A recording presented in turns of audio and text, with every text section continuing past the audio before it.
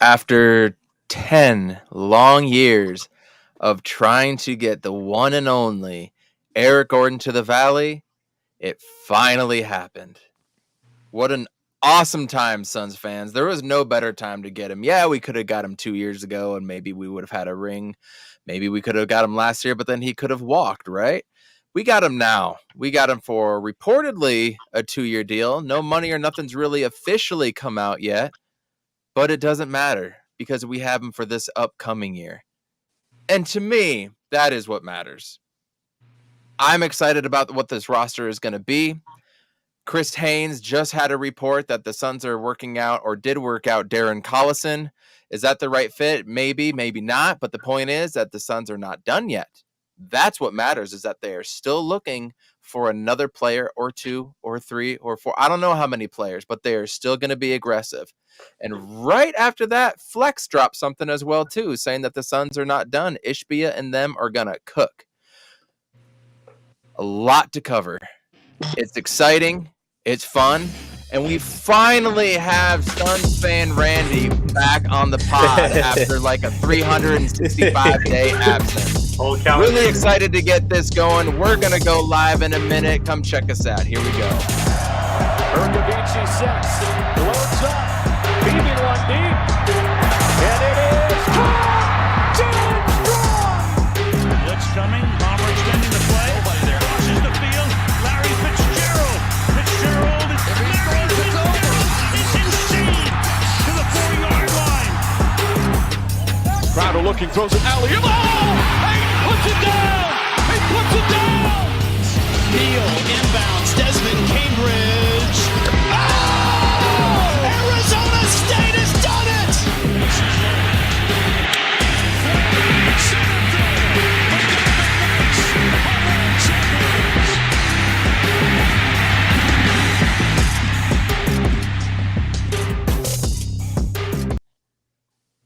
Ooh, just dropped that a little too fast there. But here we are.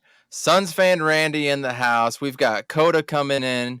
Westville is in the house as well, too. Salty will sometime get on. Who knows? Carlos already dropped in. So did Aaron Van Buren. And I'm going to screw this up. Rhomboid Bubble. Whoever that is, we appreciate you coming in. Everybody hit that like button. Share this out.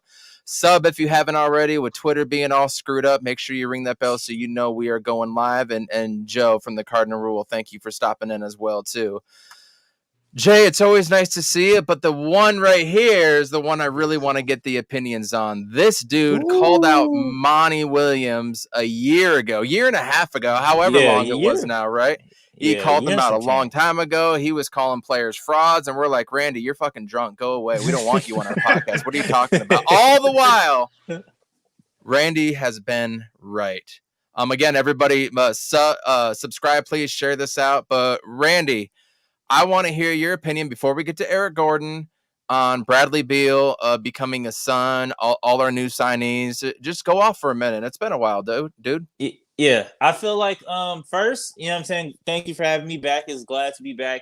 But first thing I want to say about Bradley Beal, I feel like with Suns fans, just like as a whole, it's just like I know it's a lot of reports. I know it's a lot of people like kind of like, and I internalize it as like a lot of people's hating right now. So it's just like as Suns fans, we kind of got to take this on the chin because like if he'd have went somewhere else, we might have been the same. You know what I'm saying? We might have felt the same. But I feel like just take everything that's going on and what everybody's saying about like it's not gonna work and and blah blah blah. And just take that with a grain of salt because, like I said, I feel like going out on a limb because people, as soon as we got Bradley, I feel like that's when the hate started coming in, and it was just like it's not gonna work. We've been hated on, bro. What are you talking about? Yeah, so it's just like saying some shit ain't gonna work in June is wild. You know what I'm saying? Especially now, like this is what the 3rd or 4th day of free agency. So it's just like now we're starting to piece together a team, and now like people already saying it's not going to work already with just like what 4 or 5 players on the team. So like I said, it's just with the Bradley Beal, I say take that with a grain of salt, but we are in a good spot. And I feel like just take it as like people are scared and they don't want to admit that they're scared. You know what I'm saying? And that's really what it is. A lot of people are terrified of what we're going to look like and how good we can be. So just like take it like that. But yeah, that's my main thing with Bradley Beal.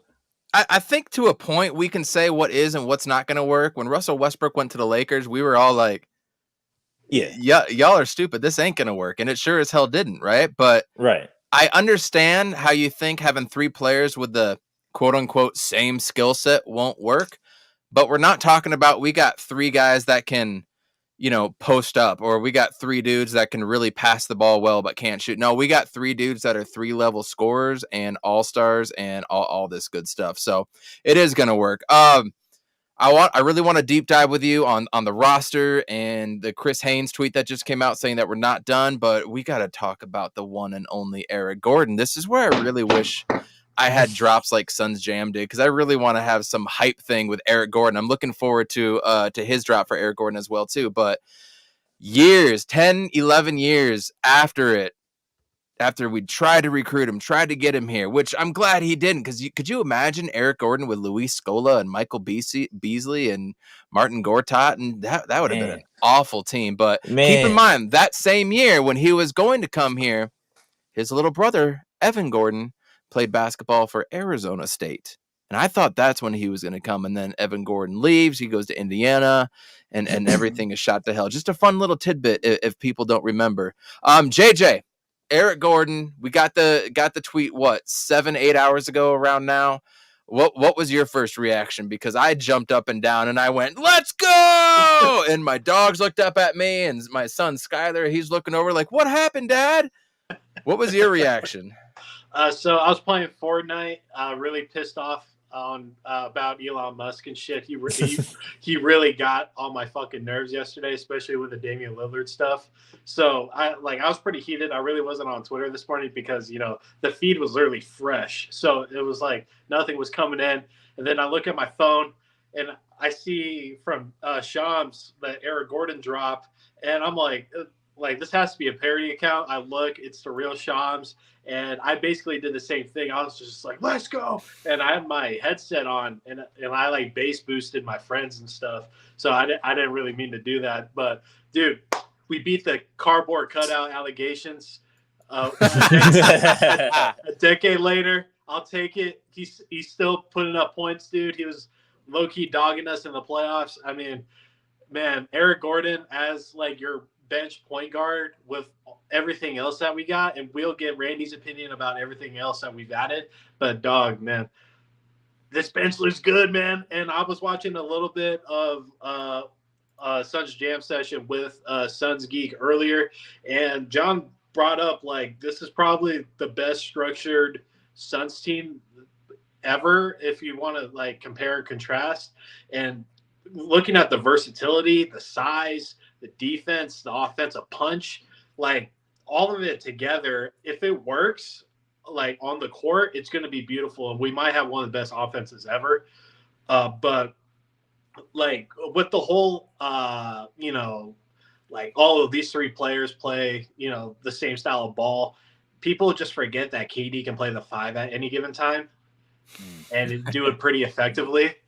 So if Dame goes to Miami, which I think would be a good fit, that 3, no question, is going to be the favorite to come out the East, and I think they can dog Boston again. But they're going to be setting out depth, depending like when this trade happens. It can happen now or at the end of this offseason, basically.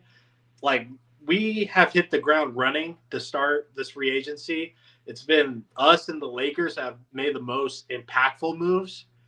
Yeah. And we're kind of giving a lot of teams a run for their money right now. So I am ecstatic, and getting a guy like Eric Gordon is absolutely huge. And we don't have to rely on campaign playing hero ball. Woo. So if you can avoid that, you're cooking. All right. If we can avoid what? Sorry, I got fireworks going off and it just popped off right when you said that. What'd you say? I said we're cooking. Hey, the fireworks are a sign. We're cooking. Damn straight. There was a tweet, and it said, who has a bit better big 3, and they assumed that Damian Lillard was going to go to the Heat. But dude, they've already lost Max Strus. They've already lost Gabe Vincent. Harrow. They've got Martin. Obviously, they've got Bam and Butler and whatnot. But Kyle Lowry's gone, which that makes sense. Ship him out 1 for 1. Not really going to be too bad. But after that, what else are they going to have? Mm-hmm. Right? They're going to have to ship out quite a bit. Portland is going to want a shitload, and I don't think Portland's going to be like, yeah, we'll definitely facilitate this for you. Here's your favorite team on a silver platter. No, man, I think he could go to Philly, he could go to Brooklyn, he could go to anywhere, right? And they're going to have to give up a package if they want him. And then are they going to say the same thing about depth with them? Nope. Yeah. Nope. So, like I said, take that with a grain of salt, because it's just, like I said, people are scared and they don't want to admit it. That's just really what it is. Because I feel like the reasoning behind it, I feel like when you hear people explain like why we won't work or why the big three is not as good as it seems, it's like it doesn't even make sense. Like a lot of the logic doesn't make sense. It's just like, oh, like, well, injuries, and it's just like, if that's what your main thing is, and it's just like, just say you're scared. Just say like, that's like 90% of the league. Like 90% of the league deals with injuries. And I'm never using that as an excuse. And when Lakers fans were giving us shit about that when we went against them and AD was going down, it was like, when has he ever hurt? In every playoff run, like who's ever the healthiest at the end of the day. And this year it was the Nuggets, and they pushed. Year before it was the Warriors. And the year before that, Giannis and stuff. So it's always the healthiest team at the end of the year. So. 100%. Everybody that's in here, thank you for tuning in. Share this out, like the video, subscribe, please. Trying to really grow this. And shout out to AZ Sports Underground too. A lot of good things cooking on that, and I can't really wait to get that going. That's going to be a lot of fun. I don't even know where else to go from here. Like I've been sitting here thinking about lineups in my head, how things are going to be working out, who's bringing up the ball. And then I remember watching highlights of Yuta Watanabe and watching him bring up the ball. And I'm just like, dude, Ozzy and Ozzy Son's podcast, everybody check that out. Gavin is 100% right, man. This is positionless basketball. This is free-flowing offense with, again, what he said, with only having an anchor. The anchor being the defensive unit, the center down low. There's just so many ways we could go. We could still trade Ayton to get something. I'm a little hesitant now, but I'm always open to trading Ayton. You guys know me. The Darren Collison stuff just came out. I don't think Darren Collison is the dude, but the point is that we're not done. The Suns are not done. They want to add more. Who the fuck cares about a second apron, right?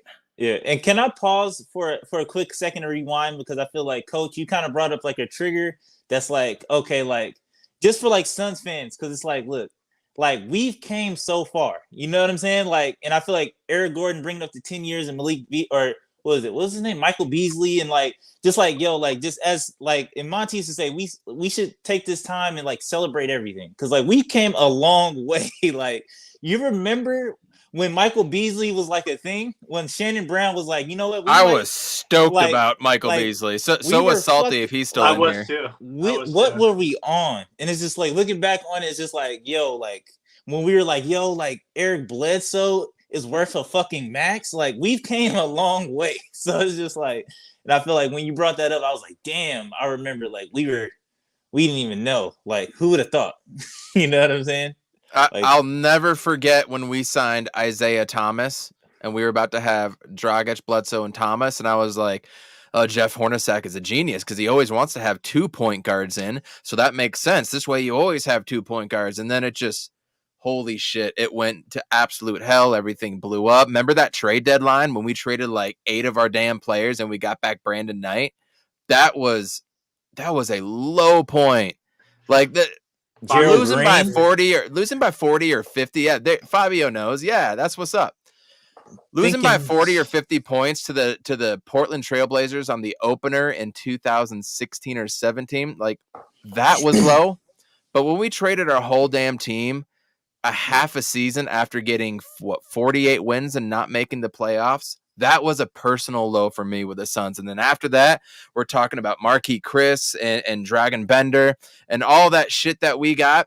And then to have somebody go on Twitter today and have the balls to say that we skipped steps. Motherfucker, we've gone through every step. We've traded for the superstar in Chris Paul or Charles Barkley, Kevin Durant.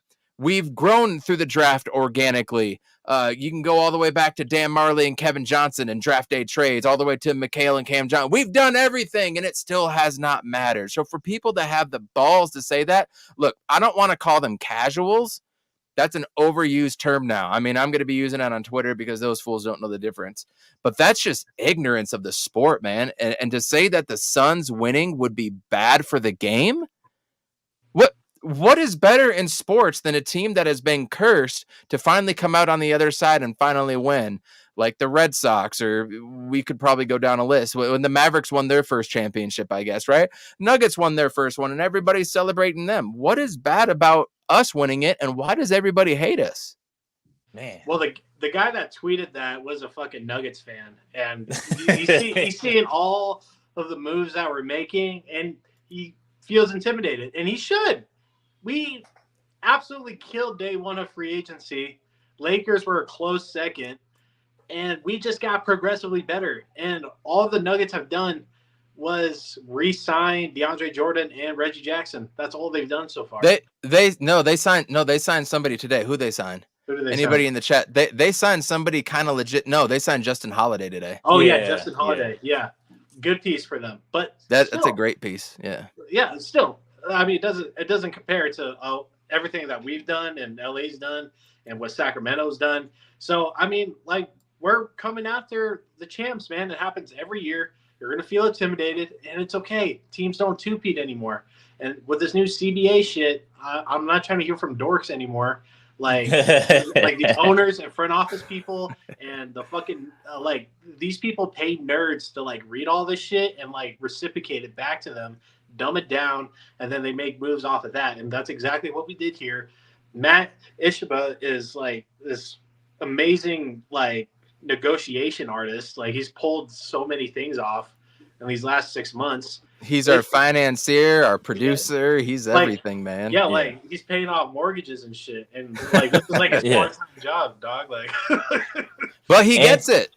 Yeah, he gets it. And shout out to him for making it for free, man, on TV, back on local TV. I was like, yo, I knew I was gonna fuck with him when he came in. I was just like, I knew. Well, I love that. The state shot it down for now. But it's going to be a thing because we have to go through like our whole contract period and stuff. But yeah. So they just did that here in Utah as well too. It's going back to like KJZZ, which is K-Jazz, go figure, Utah Jazz, right? But it's going back to local TV, and they're going to be officially the first team to do that. And it's being celebrated around here like no other. Like, they're going to go from getting 300,000 or 400,000 people watching broadcasts back into the 1 point whatever millions. Like, yeah. Blackouts for the NFL and baseball and all that shit is the worst thing to happen to professionals. I'm in the sports industry. I'm in the sports tourism industry specifically. But did you guys know that of Generation Z, who's whatever the young generation is classified now, they are 60% less likely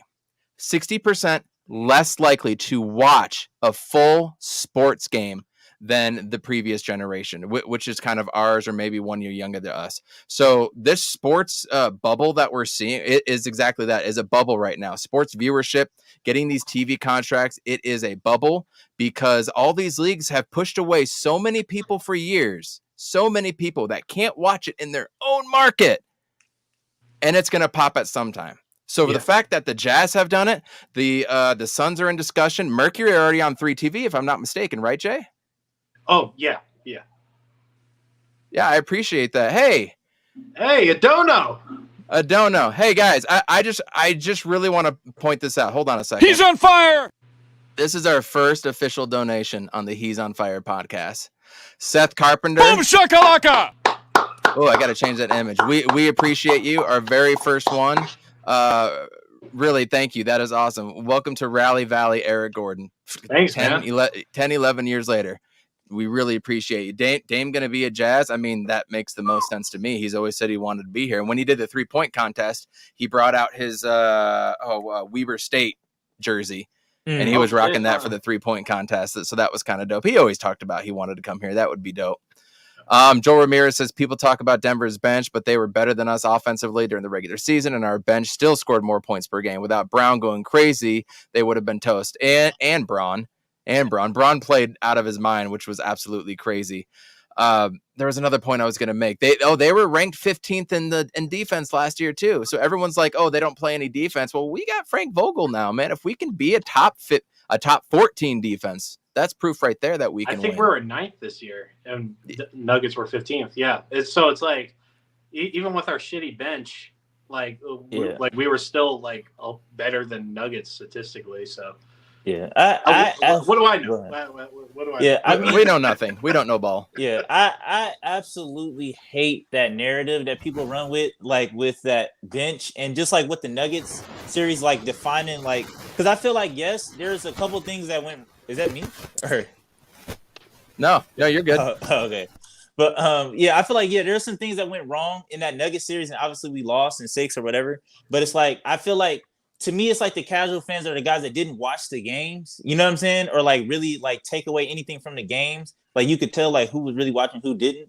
And it's just like, yes, we lost, but that wasn't like the bench wasn't necessarily the issue. You know what I'm saying? Like, yes, like we need more depth, but like we lost because Kevin Durant was absolutely trash. Like, and he was trash like from the Clippers on up. If we really want to get surgical about it, right?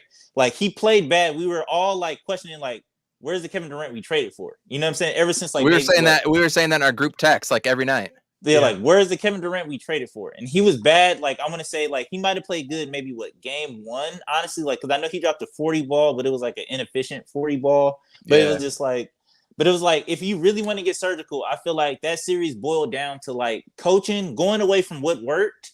And like, you know what I'm saying? Also, like, on top of that, like, Kevin Durant played like one of the worst series he's probably ever had in his career. So it's just like, to be like, oh, like the bench was it, or like the defense, like, yeah, like those are issues. But these were all still very winnable games outside of like game 6 where shit just went out of hand. Where campaign was the only son that showed. But that's after Book got hurt too. Yeah, he got hurt in like the first quarter of game 5 or game 6, something like that. Yeah. Like once that happened, like it was over.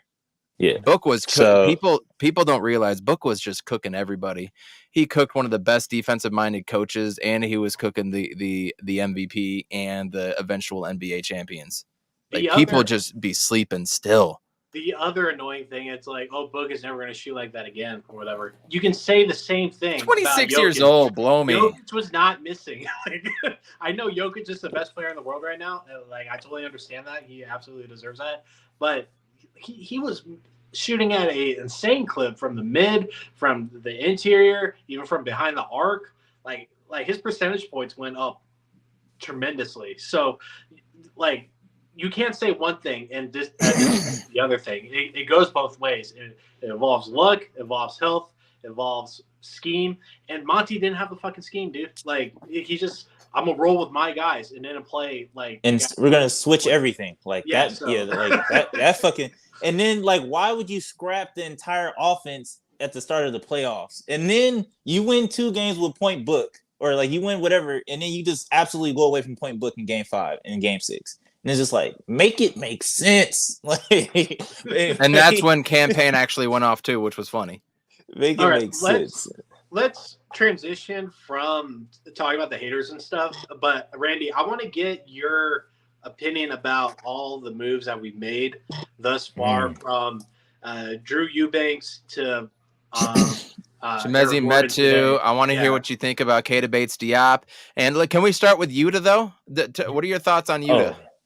Yuta, like, I was one of the ones, like, as soon as it happened, I was just like, that's why I trust, like, the front office has my whole trust now. You know what I'm saying? Because I feel like Yuta was one of the ones was like, it was either him or Kyle Kuzma. And then Kyle Kuzma, I think, went first. And I was just like, all right, like, we absolutely have to get one of the two. Yeah. So I was just like, we absolutely have to get one of the two. And we got Yuta. So it was just like, you know what? I have all faith in them to get this done and fill this out. And you know what I'm saying? So I was just like, shout out to Matt for that. He's heating up for like the 4th time. So I was like, shout out, because it's just like Gator don't play no shit. You know what I'm saying? He's trying to win. He's trying to win. We need that as a drop, Evan. We need it. Which one? Gator don't play no shit. I also need a Matt ISHBIA one. And John, if you're still listening, you need a Matt ISHBIA drop too, I think. Yeah, Gator don't play no shit. So it was too easy.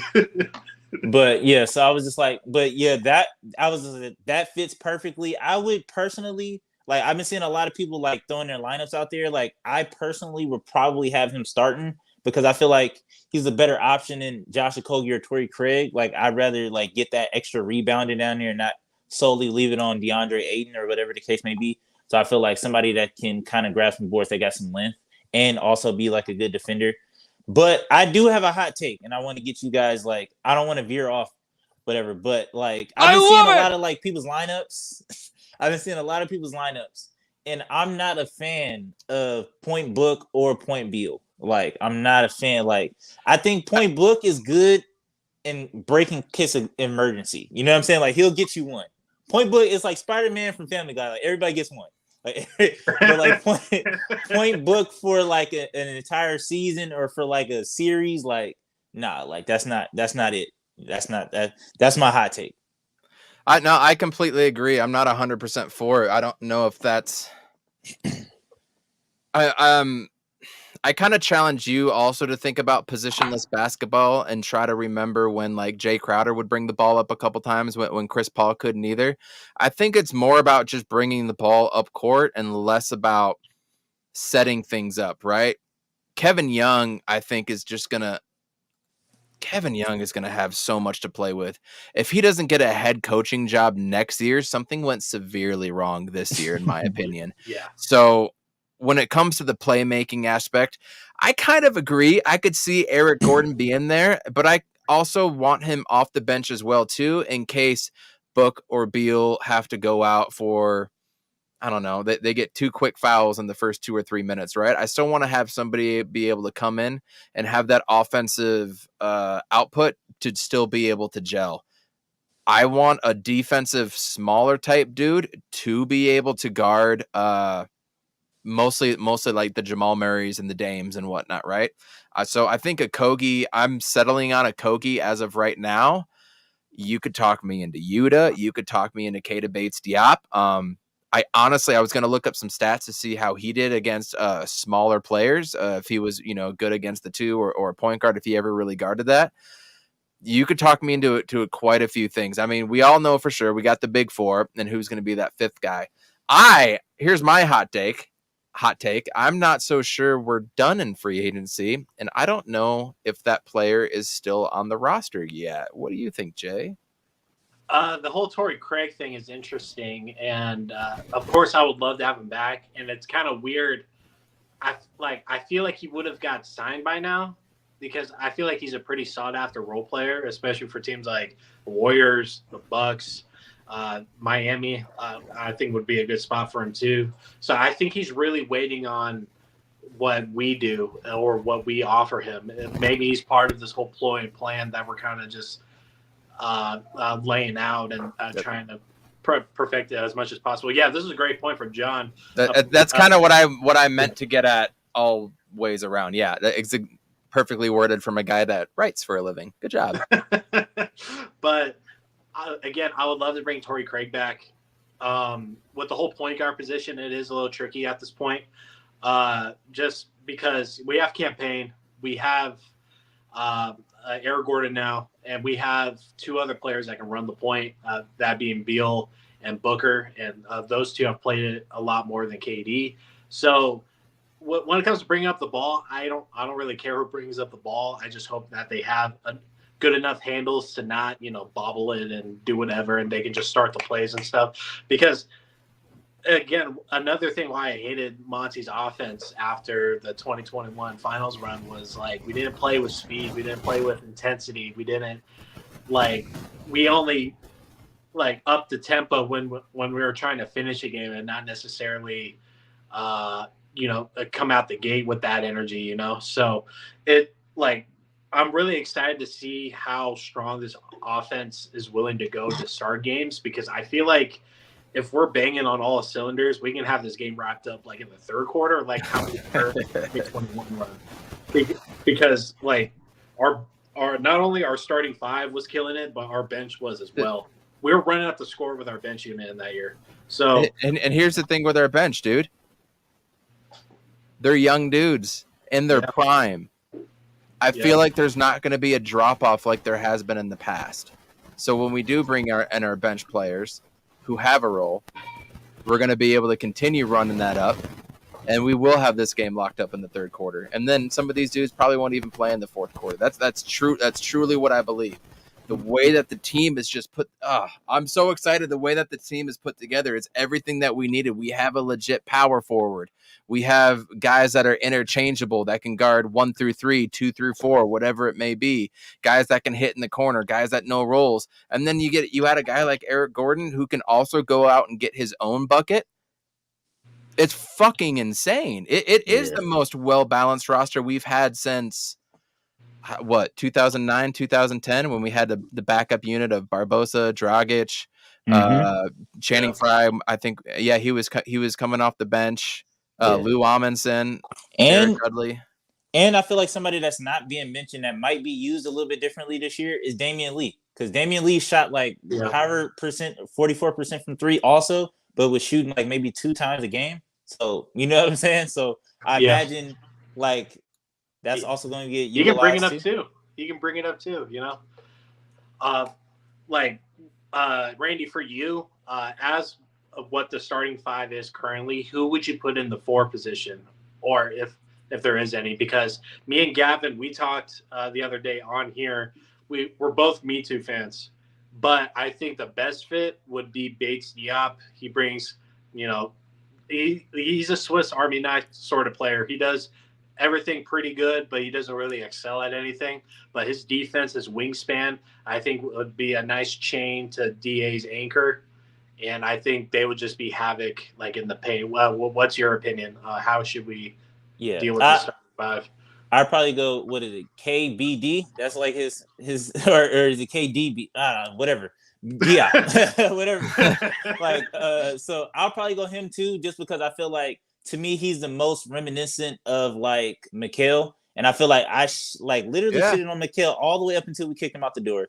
And now, like, I wouldn't say I'm having like remorse or anything, but like I'm kind of realizing like how much of a glue guy like Mikal was. You know what I'm saying? Like, in the sense of just, he can do everything, do all the dirty work and stuff like that, guard everybody. So like I just kind of took that for granted, even though like I've had debates about people about Mikal and like how he was before we traded him and why it was a good trade. But I would probably go him just because I feel like he fits in that like category. Like, he's like a Walmart Mikal. Versatile. Yeah, he's like, so it's just like I'd rather go there. And then point guard, like I said, I've been seeing a lot of Campaign. I do not want to see Campaign on this team. Like, when we signed him at all, that literally messed up my day. Like, I was like, what the Don't start with me. I was like, bro, I can't. Not another blown layup. I can't, because I feel like JaVale McGee made Campaign look good, because it was just like he would blow a layup and McGee would just tip dunk it back in, and everybody didn't say anything. You know what I'm saying? And now McGee was gone for the first year. It's like, bro, like, I feel like I have a thing because I hoop a little bit, so it's just like left-handed people that can't shoot bother me. It's just like, I don't know what it. He's it's like 44% on catch and shoot threes. Let's check it. I'm gonna check his stats exactly what it is. Yeah, like he's decent. It's like left-handed people that can't shoot, and left-handed people, like, I've literally never met a hooper that's left-handed that can't go right. And it's just like, bro, like, you're just an anomaly. Like, you're literally the Spider-Verse. Like, your mind is like, bro, like, yo, you're killing me. So it's just like his game, and like I said, I feel like Campaign is like the definition of like, when somebody shows you who they are, believe them. You know what I'm saying? And I feel like he played good, and I feel like, what was it, game 3 or was it game 2? And game 6 is the one he totally went off on. He was the only one that showed up game 6, but I'm talking about like 2021, because I feel like that's the main reason why he's here today. Oh yeah, that was game 2 when Paul was out. Yeah, the Valley Oop game was like the best game he ever played in his life, like in Phoenix, and I feel like that's like literally the sole reason why everybody gives him a pass on like everything, because it's like, I mean, he shot 36.8% from 3 last year. That's not awful. 10 points, almost five assists a game. I mean, outside of 1.7 turnovers, that's high. Outside of that moment, name me a Campaign moment where it was just like, yeah, like, we wouldn't have won this, or like, just name anything impactful Campaign has done since game 2 against the Clippers. Name me anything. I'll wait. I agree. My biggest issue with Campaign this year was not only injuries. Injuries have derailed him. It seems like whenever he does something good in a game, it's like the very next game he's out. And then he's out for like an extended amount of time, 4, 5, 6 weeks. And then he was always trying to show lobs up to Jock Landale, which I can't believe Landale got $32 million this year. That fucking blew my mind. But Rockets have money to spend, so that makes sense. But Darth has a great point. You got a $6.5 million tradable asset. You do have the Saric Trade exception. Salty said it. Yeah, the trade exception. Thank you. You add that together, you could get a player that's in the 11 to 12 million dollar range. So that is on the table. I don't know. If players are healthy, I like having a point guard that can come in and do different things. What I mean by that is change of pace, great shooter, a guy that can really D up like a Javon Carter Bulldog type. He can come in and he can provide something. And for me, that's speed. Yeah. I want him to be more of a facilitator and have speed because, like him or not, if anybody denies us, I'm going to block you in the chat right now. He will get by any player in the league at ease.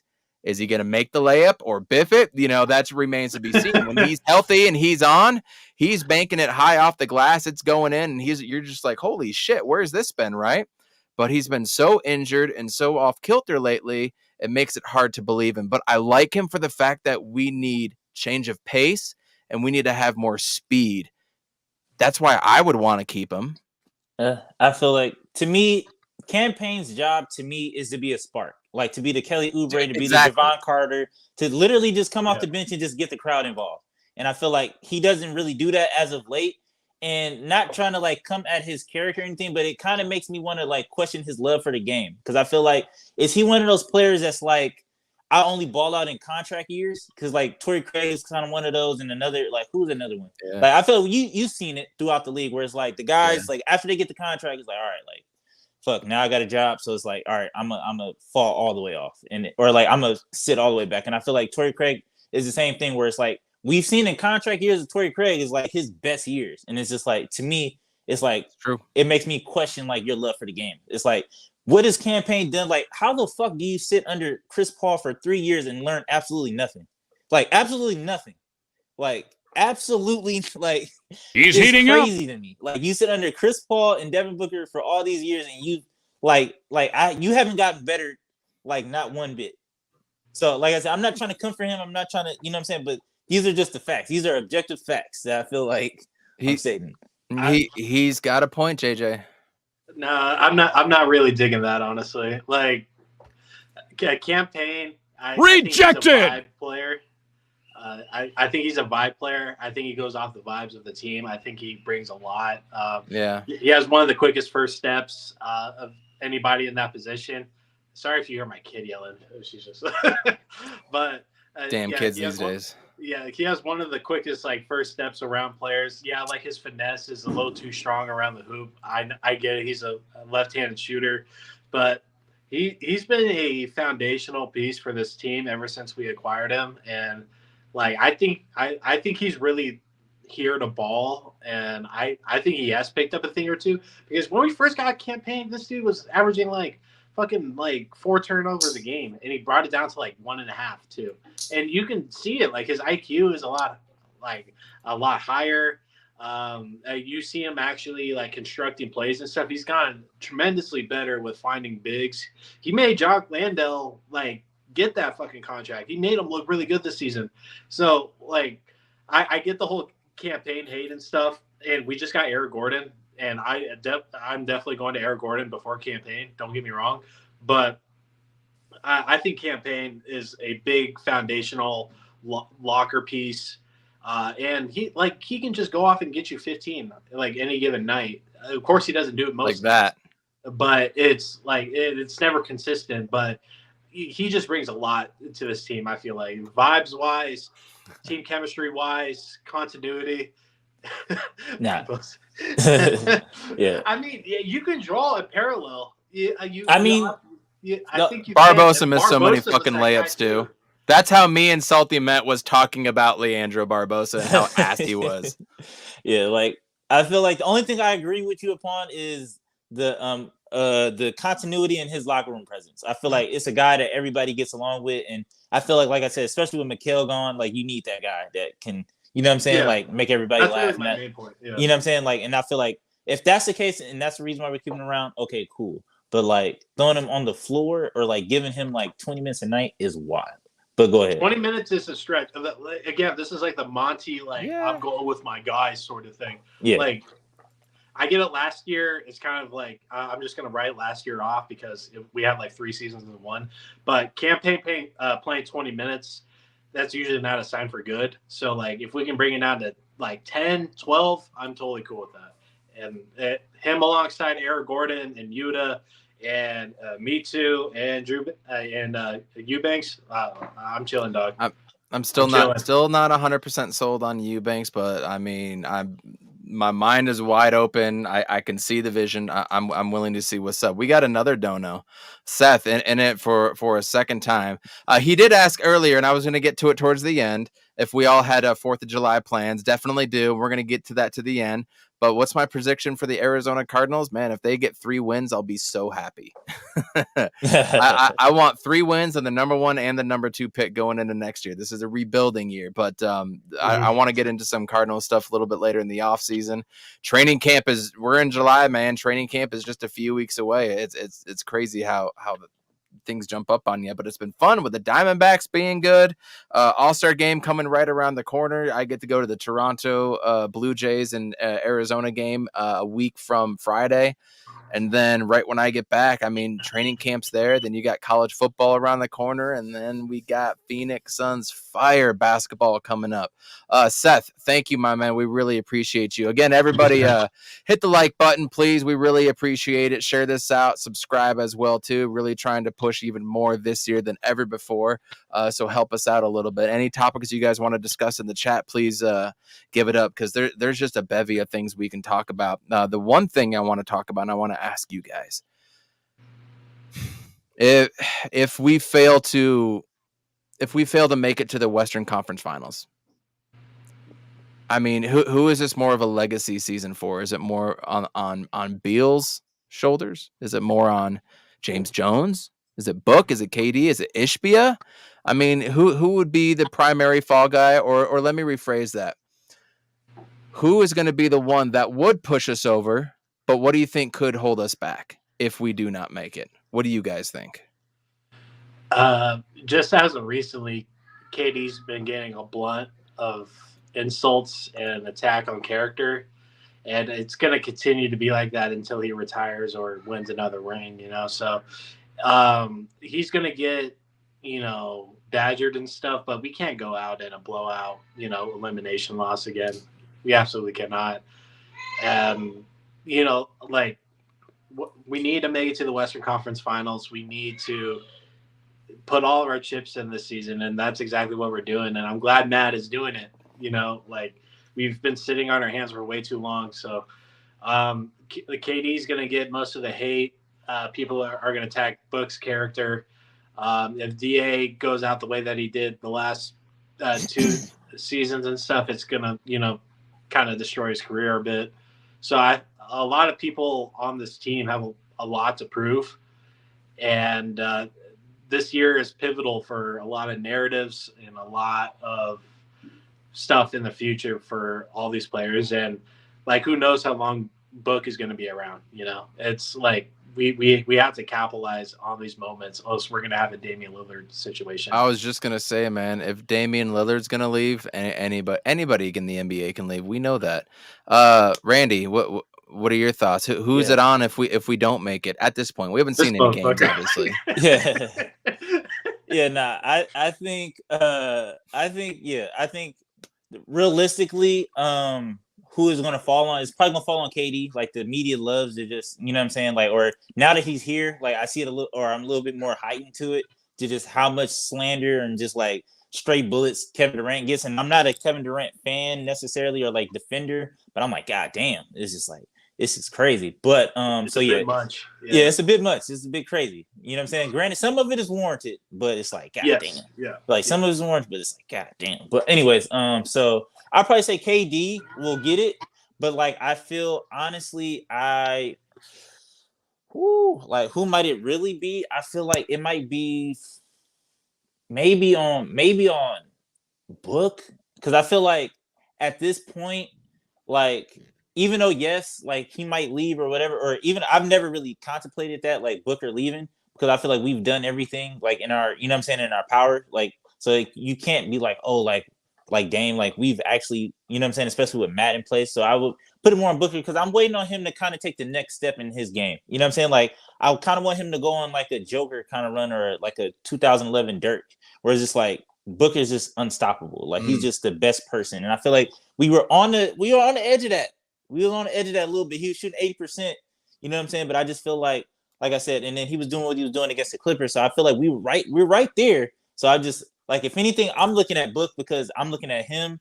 I need him to be a better leader going forward because I feel like a lot of people don't say anything about Book's leadership, you know what I'm saying? And how he goes about like, I feel like the first 2 games against the Nuggets, if people actually watch, like Booker play bad because he does what Booker does and he doesn't get called out enough for it, is he'll go back and forth with the ref and do petty shit against the ref. And like, he doesn't understand that trickles down to the rest of the team. You know what I'm saying? Like you arguing with the refs. Now Chris Paul is arguing with the refs. Now Kevin Durant is like, hey, where my foul at? Now you got Cameron Payne blowing shit at the rim, talking about I got foul. And it's just like, bro, you just suck. All you know my mama.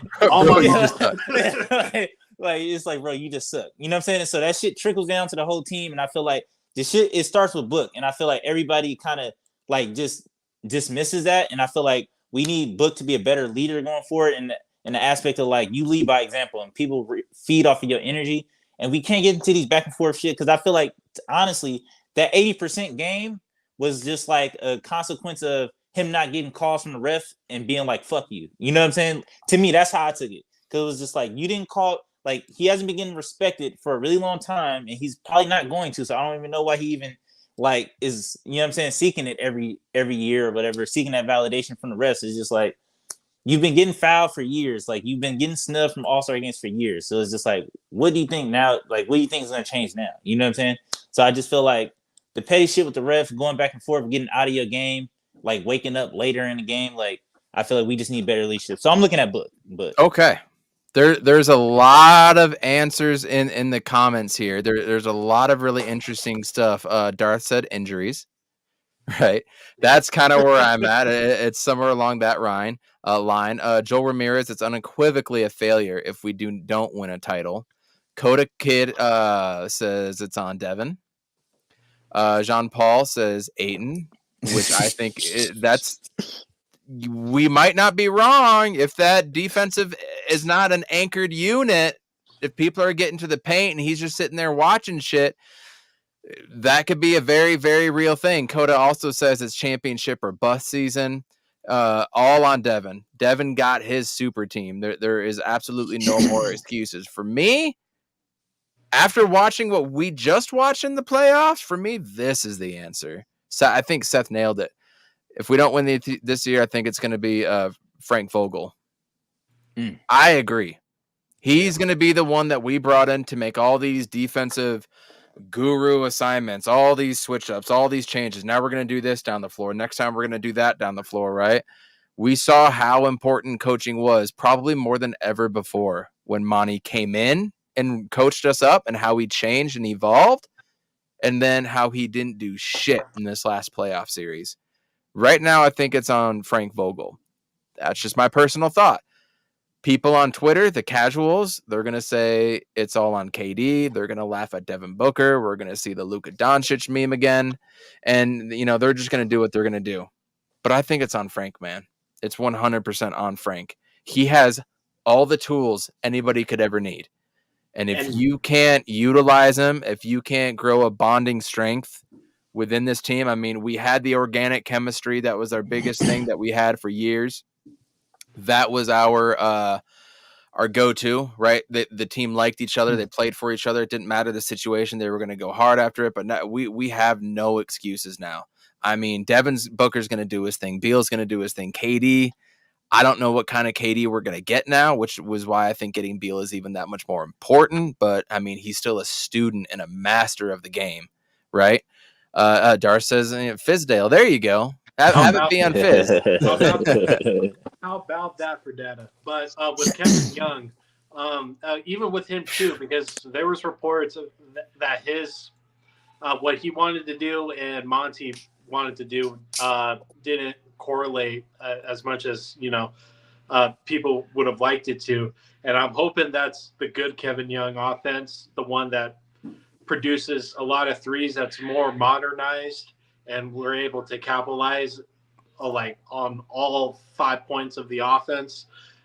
Monty's system didn't do that. So this goes down the whole coaching system from Frank Vogel all the way to the training staff, and then from Devin Booker and everybody else behind. This is a collective effort, and everyone needs to buy in.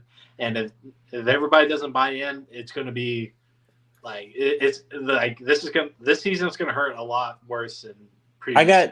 I got 2 questions. I got 2 questions for you guys. Yeah. First, back to the Monty is, do you think during that whole run or during his whole tenure, do you think that Chris Paul, Devin Booker, Aiden, or whoever, did you think that they ever questioned him? Why are we doing this?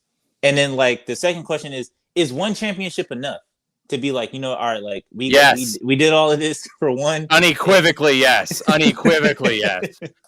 That's all I need. You aim for the one. If you get the one, you build on top of that. And I know once you win one, guys are going to want to get paid and all that stuff, and that's when you start restructuring things, and you have to send out the old and bring in the new.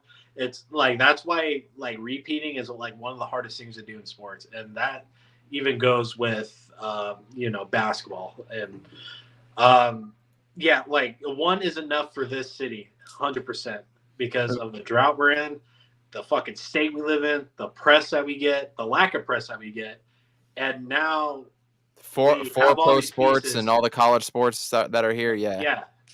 We're not fucking Alabama. We're not any of the California teams. We're not a New York team that we're not gets the Boston all these Celtics. Mystery funds.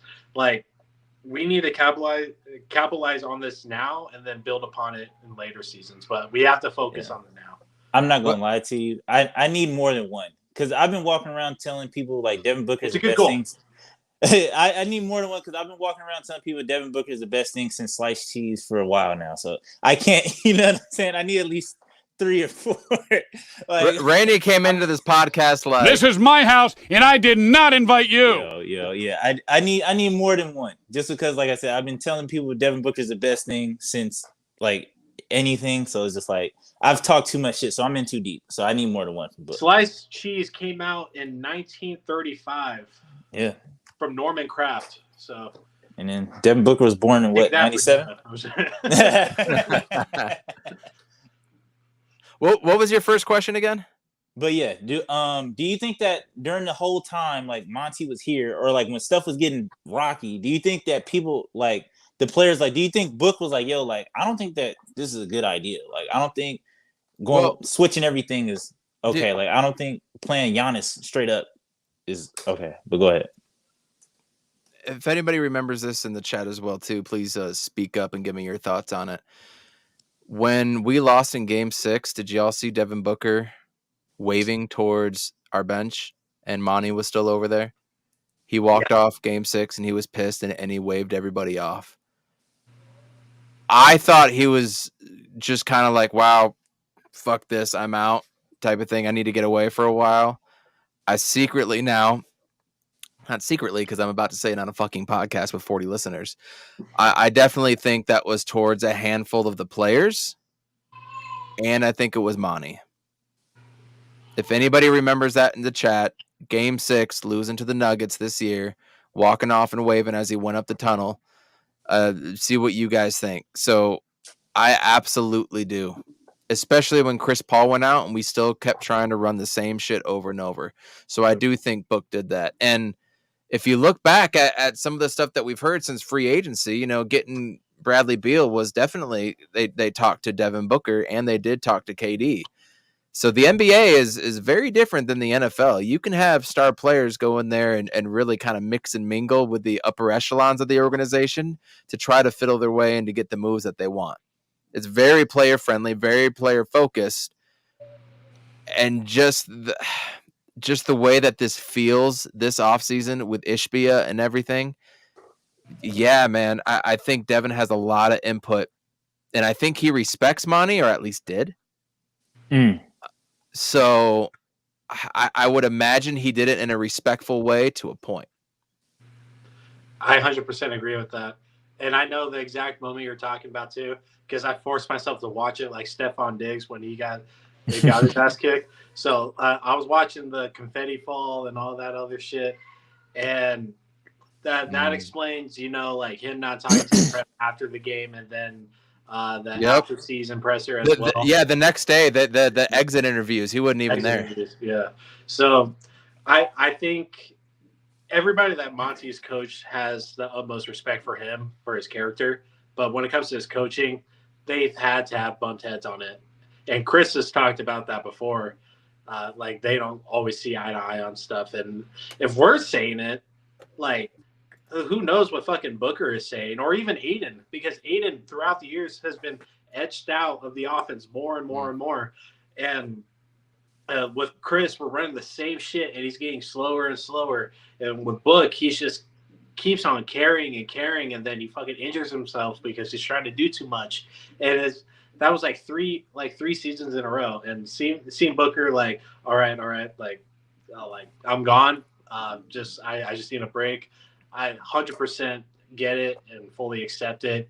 And I did not give Booker shit for that whatsoever, because like, he doesn't need to explain himself, So again, at the end of the day, it's on everybody. And this is Book's team, man. This is Book Nation, And he's going to take it on the fucking chin this season. I know that for a fact. Like he has no barbershop aura right now. Like, he's coming in like straight. He's probably going to be enough to start the season. I like it. Straight I like it too because he don't give a shit what he looks like right now. He's got one thing on his mind. That's either camping and championships. I know those hands are working, so it's like hell yeah. Gavin just said he doesn't clean up his summer beard. He got to be traded. I like it, dude. I like the scrub, dude.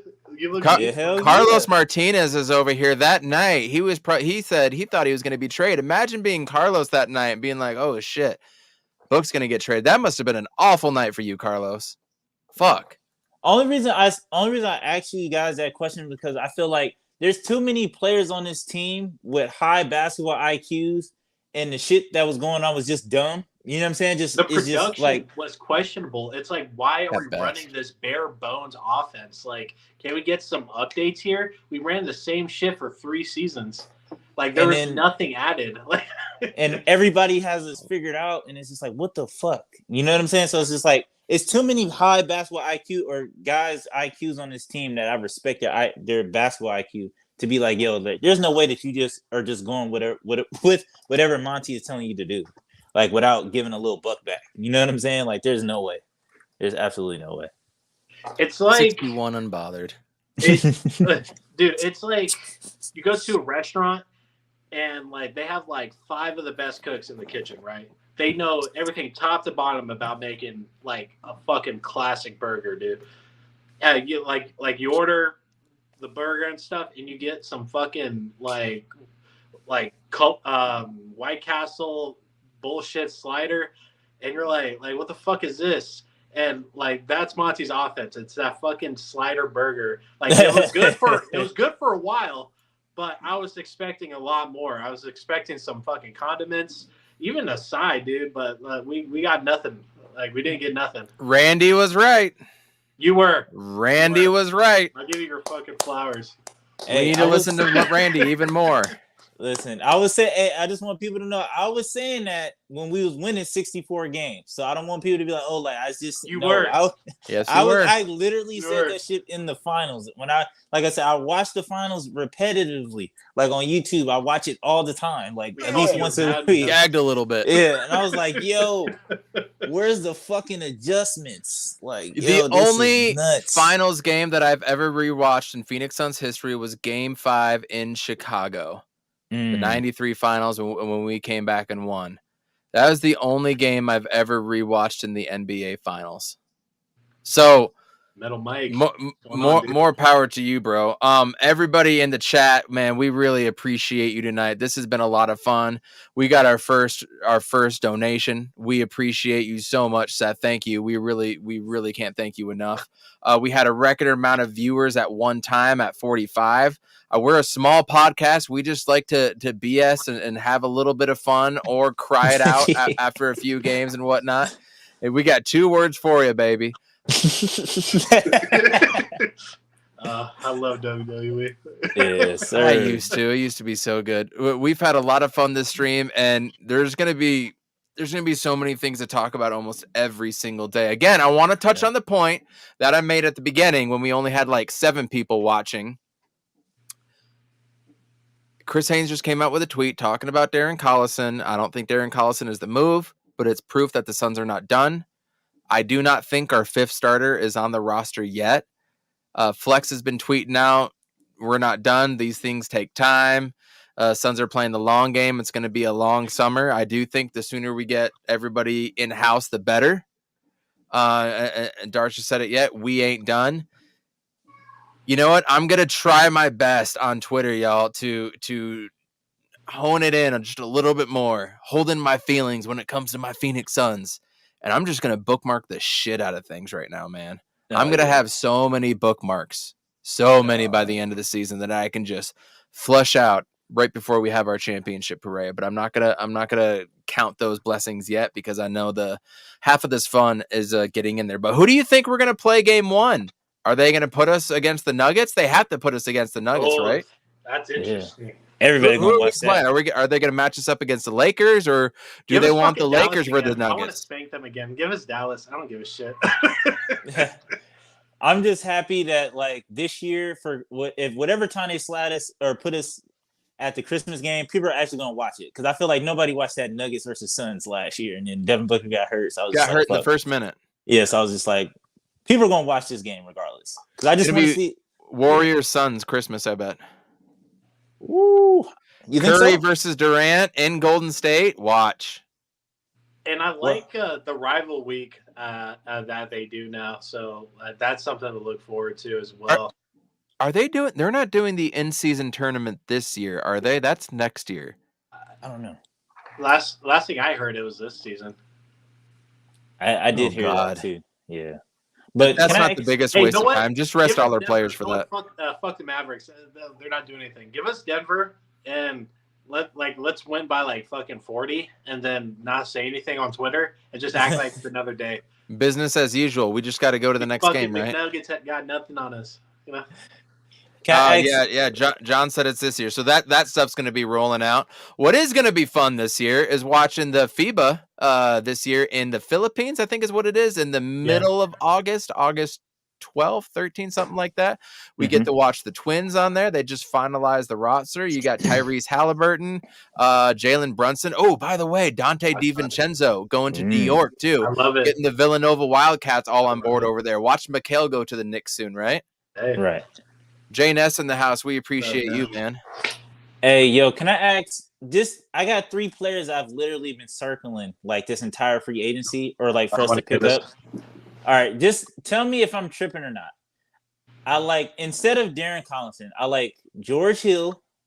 Follow me, stay with me. I like hear him out. George Hill, Jalen Noel from Minnesota, and who was that third guy that I liked? Oh, Jermichael Green. Am I tripping? Are those bad pickups? I don't think that's what we need now. Though. We need a power forward. Like, I mean, we don't, but we do. We have Chimezi Metu. We good. And we do need another versatile big. I do agree. I don't think it's Torrey Craig. I think that ship has sailed. Because mentally, like, I'm not even like, whenever we look at the roster, whenever I think of this roster, I mentally leave Aiden out every single time. Like, and then also that's another thing that people don't acknowledge about that Nugget series. Like, Aiden didn't do shit. Like, we was literally 2 on 5. Like, come on, dog. Like, it was 2 on fucking 5, and we took him to 6. But we don't have a bench, and it's just like, if we could just get. Anyways, go ahead. I'm sorry. No. I like Noel though. I don't necessarily know that we need anything, but I'm excited to see what happens. It's so weird because I feel like the team is done, and then it's like Flex and everybody else is like, "Oh, they're not done." Hey, what happened to working out Stanley Johnson and Jabari Parker? Nothing's come out of it yet, but nothing. Yeah. I'll take Stanley. I like Stanley, but I don't ask Evan that question. But he can't shoot. He can't shoot. But I mean, mentally, I'm like, I don't want anybody else shooting not named Booker, Durant, or Beal. Like that's just how. Like if Aiden is And not gonna Eric roll Gordon, excuse you. coming off the bench, he can get he can get us some shots. But like I'm like, if those three are on the court, it's just like those are the only people I want to see shooting the ball. And it's like Aiden, if you But don't set screens and play defense, you can kick rocks. I disagree though. There's going to be so much focus on those guys, and I think defenses are really going to have to hone in playing the lanes so that they can play really good help defense. Mhm. But I think just naturally, when you look over and you got Beal in the corner, Katie maybe trying to post up, you got Book coming down the right side or something like that. I mean, I think Keita Bates, Diop, Yuta, Campaign, I think all these guys are going to have such wide open looks. You know what I mean? Like a Kogi in that first Dallas game that we had KD for. He had like 9 or 10 threes that he just bricked. I think those are going to be so wide open this year. It's just going to make it damn near impossible to guard. If one of these dudes, if we get two of these other bench players hitting 40%, and it could be 40 flat, 41, it doesn't have to be 44 or 45. It's going to make it so hard. Yeah. D Lee over in the corner, right? Yeah. I hear I don't want anybody else taking the threes, but they're going to be there. These are guys that are going to have to shoot, and they got confident shooters. They've got confident fucking shooters. I trusted Damian Lee like a motherfucker until the playoffs game, but that's because we had like Shamet on the court and shit, right? And Man, he was sitting on the bench like the whole time, and then like Monty throws him out there cold. They're like and then he fucks up, or he like airballs a three, then he pulls him out. It's like, oh, thanks, coach. yeah, Coaching. Man, like I don't get it. Like these, like what Terrence Ross and TJ Warren hadn't played since All-Star break, and you over here like, oh, go ahead, play the best That game of shit your pissed life. me off, dude. We wasted Terrence Ross's time, and he was literally the perfect signing for us. He was perfect, fucking perfect. I love Terrence Ross, but Man, how about Mason? Maybe he comes back. He hasn't signed anywhere. TJ Warren hasn't signed anywhere. It's not Torrey enough. Craig ball. hasn't. It's not enough ball for them. I'm not gonna lie. It's not enough ball for. No, Terrence we don't need Tony buckets. That ship has sailed. But Terrence Ross, you could talk me into. I do think we need a point guard. I do think we need a versatile big, not just a big. Like we need a Miles Plumlee. If there was another Mason out there, you no, know not Mason. Miles. We need a Miles Plumlee. We need a guy Mason. like that. Yeah. It's just weird because I know we have like the 3 spots for the 2-ways and stuff, and then we're dealing with the whole Kamara situation. But like, do y'all see a way that we flip Campaign and DeAndre Ayton for something? Yeah, we touched on it earlier. I could definitely see that, but I think it's just less likely now. I do think Gavin nailed it. You need to cut Isaiah Todd at this point. Pay him what the 1 point whatever he's worth. Cut his ass. You make Kamara the 2-way player, and you go from there.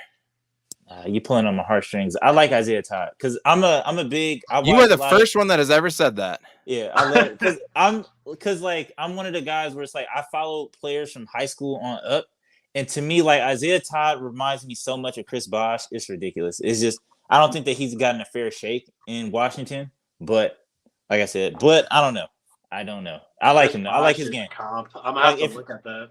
Yeah, I've been following him since high. It's a lot of guys I watch. Like I said, I watch a lot of players from like high school on up to see like how they're gonna like transition. And like I said, I feel like when I watch Isaiah Todd, I see Chris Bosh. I forget. I always forget we have Saban Lee.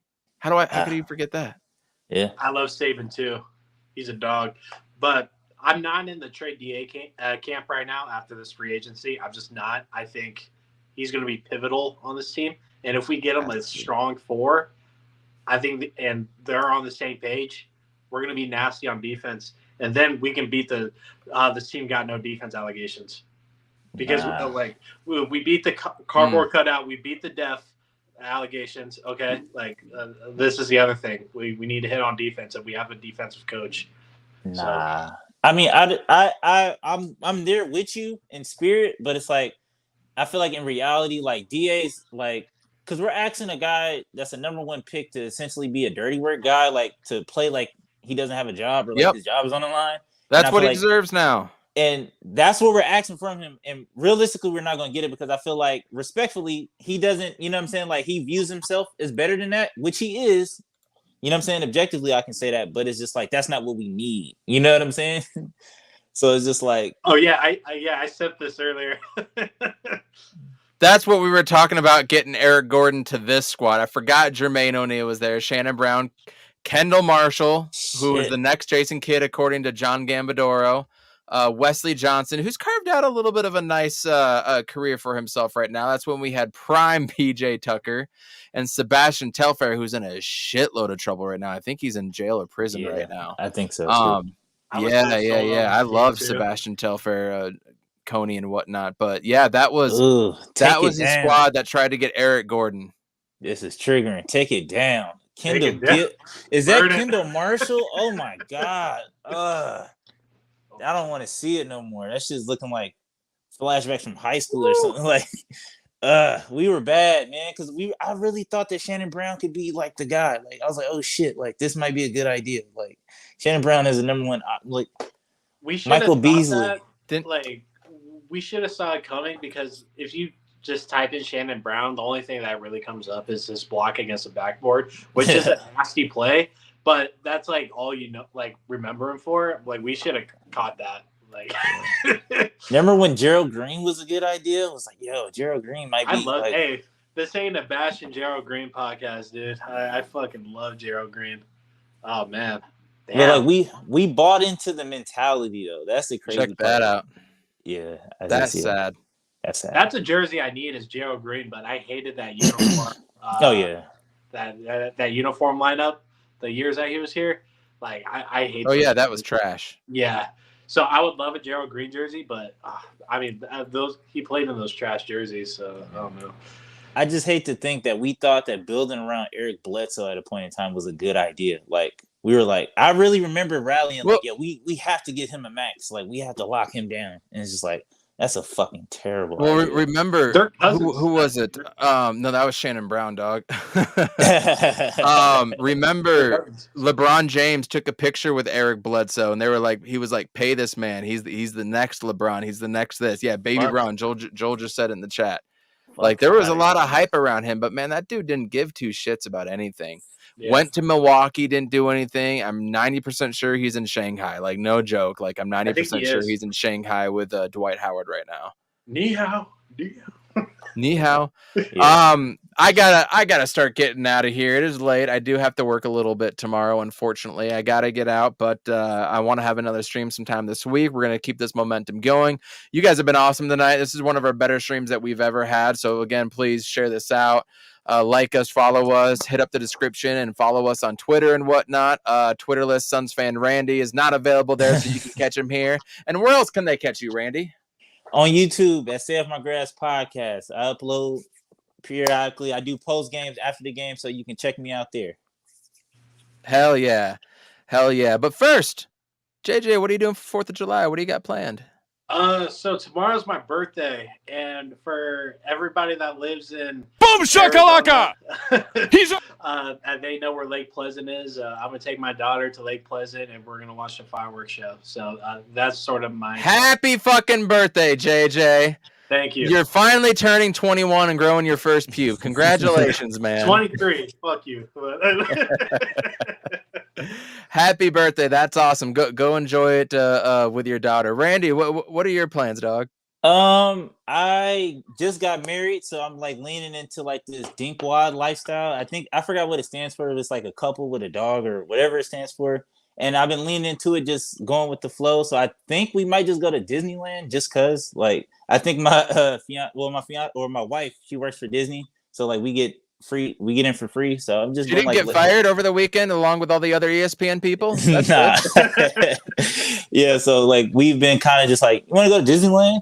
Fuck it, let's go. I'll get a turkey leg. You know what I'm saying? And it's just like, all right. So yeah, I might just do that for. Hell yeah. We're gonna keep it low key. We might go to a lake day. If not, we're just gonna go over to the grandparents' pool. They're having a barbecue. The great thing about my house is that I live kind of up on the mountain a little bit on the west side, and so I can see the entire valley. I can see downtown and all the way to the east side mountains and whatnot. So when there's fireworks going off, they are going off everywhere. So we just post up, and the neighbors do some shit as well too. We'll get some little sparklers and stuff for my 4-year-old so he can go out, and the little snap it things that you can throw at the ground. We're going to do those just for him.